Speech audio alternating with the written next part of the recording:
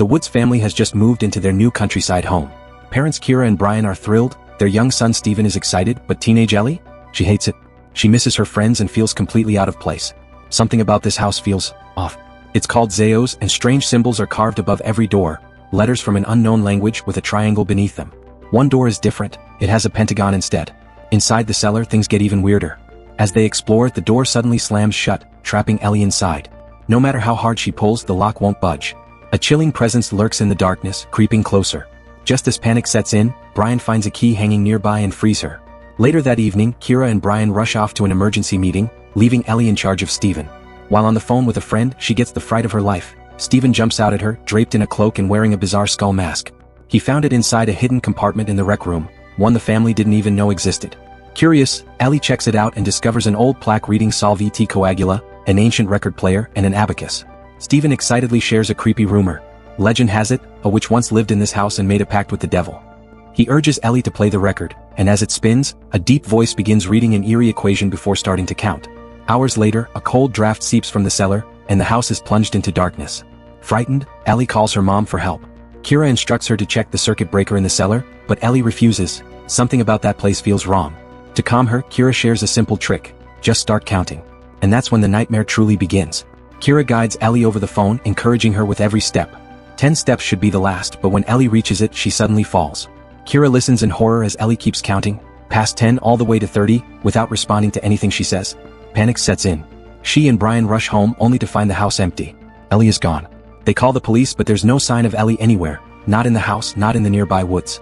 Since she's run away before, the cops assume she's just at a friend's place and tell them to wait. But Kira feels something is wrong. Something about Ellie's eerie, distant voice while counting doesn't sit right with her. The next morning, neighbors join the search, scouring the forest again. Nothing. Brian believes Ellie left because she was upset, but Kira refuses to accept that. Desperate, she starts putting up missing person flyers, so distracted that she forgets to pick up her son, Steven, from school until his teacher calls. At the police station, Kira demands answers, but there aren't any. The detective tells her they've checked security cameras at bus and train stations, contacted Ellie's friends, still no leads. Worse, Ellie's phone is missing. The only clue? She had been bullied and harassed online for some time. Guilt washes over Kira. She never knew. Determined, she asks the police to check the cellar, convinced Ellie didn't just run away. But without evidence of a crime, the detective says there's nothing more they can do. Returning home, Kira notices something chilling, words carved above the front door. Salve et Coagula. Curious, she looks it up while Steven absent-mindedly bounces his ball against the cellar door. The phrase is linked to ancient alchemy. It means dissolve and coagulate.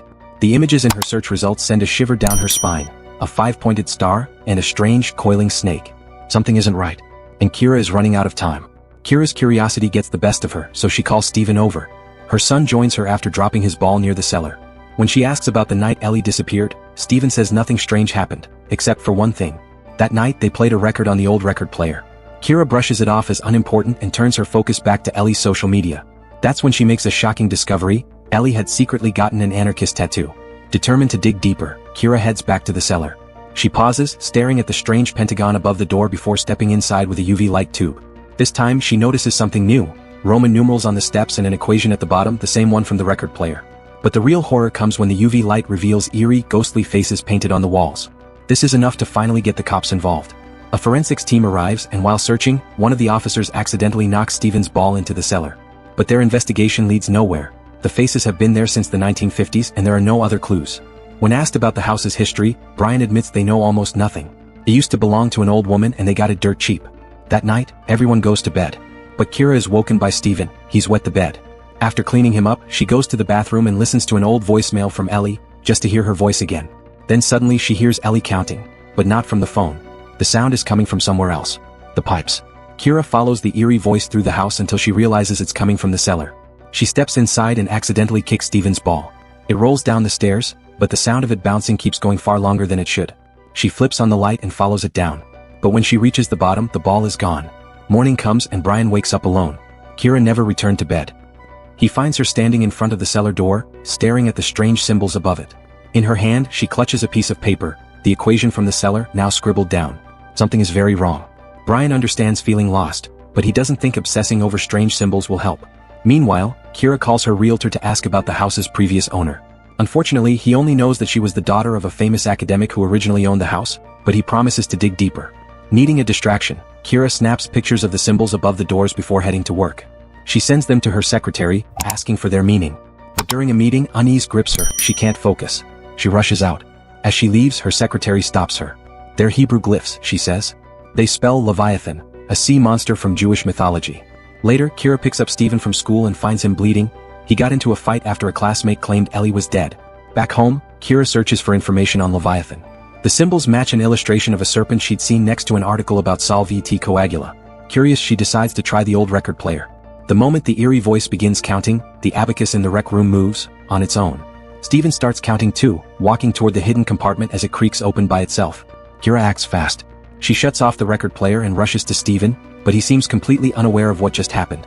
Determined to uncover the truth, Kira studies a painting of a man raising a single finger. His name? John Featherston. The same Hebrew glyphs are scrawled on the artwork. A quick internet search reveals his chilling history. His entire family vanished in this house. Only the daughter survived. Just then, a gust of cold air rushes from beneath the cellar door, and the power cuts out. A voice, Steven's voice, screams for help from inside. Kira panics. She tugs at the locked door, but the key is missing. Desperate, she peers through the keyhole. An eye, a non-human eye, stares back at her. She gasps, stumbling backward, only to see the real Steven standing safely in the hallway. Then, with an eerie creak, the cellar door swings open on its own. The power flickers back on. And there, lying on the floor, is the key. Kira hangs the key back on the hook and steps into the dark cellar, using her phone's flashlight to see. The moment she enters, the door slams shut behind her. She panics and calls for Steven, but he's too short to reach the key. He rushes off to grab a chair while Kira nervously scans the cellar. Suddenly, her phone slips from her hands and falls into the darkness below. That's when she hears it, heavy breathing. Something is down there. And it's getting closer. Footsteps thud against the stairs as a shadowy figure begins to rise. Kira desperately bangs on the door, trapped. Just as the thing is about to reach her, Brian arrives and yanks the door open. Shaken, Kira tells Brian she felt a presence in the cellar, and now her phone is gone. She also mentions the eerie coincidence. The Featherston family vanished just like Ellie did. But Brian dismisses it as paranoia. To prove her wrong, he goes into the cellar himself to search for her phone. Instead, he finds something chilling, a clump of tangled hair. The next day, Kira visits the National College of Mathematics, heading straight to the Featherston wing. She meets Dr. Remy Fournette, a brilliant mathematician, and hands him a piece of paper with a strange equation she found in the cellar. The moment he reads it aloud, the lights flicker. As he studies the equation, Fournette explains that this office once belonged to Featherston, a former colleague of Erwin Schrödinger, the scientist who famously proposed a cat could be both dead and alive. Featherston was highly respected until his son fell ill. After that, he vanished from the academic world. No one knows what happened to him, except his daughter, Rose, the very woman Kira bought her house from. But Rose never speaks about it. Intrigued, Fournette works on deciphering the equation. He soon realizes it could be connected to alternate dimensions, something far beyond anything he's seen before. He promises to dig deeper and call Kira with answers. Later, Kira buys a new phone. The moment she turns it on, it rings. It's Fournette. His voice is tense. He says he's been trying to reach her for hours, but every time he called, someone else picked up. A strange voice. A voice that only spoke in numbers, counting. And then, he drops another bombshell. He consulted a colleague about the equation, and they believe it traces back to an ancient branch of mathematics, one created by alchemists in the 12th century. The equation isn't just a random sequence. It feels unfinished, like an incantation tied to another dimension. One of Brian's colleagues has seen a similar equation before in Belgium, in a house where an entire family vanished without a trace. Brian checks on Kira, leaving Steven alone in the rec room. As soon as he leaves, the abacus starts moving on its own again. Kira shares what she's discovered. Leviathan is the serpent of the abyss, and the house therein is called Zeos, Greek for the void before time, also known as the abyss. But Brian dismisses her, thinking she's reading too much into things. To prove his point, he tries smashing the equation plaque with a hammer, yet the hammer bounces off without leaving a single mark. Just then, the record player starts playing on its own. Meanwhile, Steven is drawn to a hidden compartment, where he finds Ellie, pale and whispering numbers, strange symbols carved into her skin. He yells for help, but by the time his parents arrive, Ellie is gone. The record player is stuck on the number 10, and all she's left behind is her phone. The next day, Kira gets a call from her realtor with a lead on Featherston's daughter. She drives to a nursing home and finds Rose, now an old woman in a wheelchair, sitting in a chapel. Her nurse warns that Rose barely speaks anymore, but Kira takes a chance. She tells Rose about Ellie and begs for answers. After a long silence, Rose writes one word, Leviathan. But then she clarifies, it's not just a name. Leviathan is one of the 7 princes of hell. Her father summoned it to cure her brother's illness. And the ritual isn't just in the cellar, it's woven into the entire house. On her way back, Kira tries to call Fournette, but all she hears is static, and a voice counting. Meanwhile, Brian starts doing his own research. He pieces together the symbols, triangles and a pentagon forming a 5-pointed star. The glyphs around it match the markings of Baphomet, the gatekeeper of hell. In the painting of Featherston, he's making the exact same hand sign as Baphomet, with the word Salve et Coagula on his arms. When Kira returns and sees what Brian has uncovered, it all clicks. Rose was right. The entire house is part of the ritual. Kira turns on the record player, explaining that the equation might be the key to opening the gate. At the same time, Steven suddenly loses control of his drone. It drifts down into the cellar and he follows, counting each step. But at the bottom, something terrifying is waiting: Baphomet. The power cuts out and Steven screams. His parents rush after him but only find the drone. Panicked, they search the entire house but find nothing. Then out of nowhere, Steven's ball bounces down the stairs. A voice starts counting, leading them straight to their son, who is standing near a hidden compartment. Just as he's about to enter, they grab him. They take Steven away, realizing he's burning up with fever. While Brian goes to get water, Kira tries to remove Steven's shirt, only to freeze in horror. A star is carved into his chest. Suddenly, Steven mutters something strange. He remembers riding a horned beast. Then he starts counting again. Kira goes to find Brian, but when she does, he's in another room counting down. The moment he reaches 0, he whispers, "It's here." The cellar door bursts open. A powerful wind howls through the house. Heavy footsteps echo from below. Baphomet is coming. Terrified, Kira runs to hide, but the demon finds her. She sprints into the cellar with only a flashlight. The stairs seem endless now, stretching impossibly deep. At the bottom, a mysterious door appears. Desperate, she dashes through and hides behind a wall. When the beast finally leaves, Kira cautiously moves forward. She discovers a tunnel and follows it, only to stumble upon a vast, eerie space filled with lost souls, all walking in a trance, counting. Among them, she spots Ellie, recognizing her tattoo. Grabbing her daughter, Kira hurries back toward the stairs.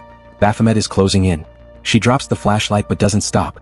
They make it back to the house just as the power flickers back on. She slams the cellar door shut, trapping the beast inside.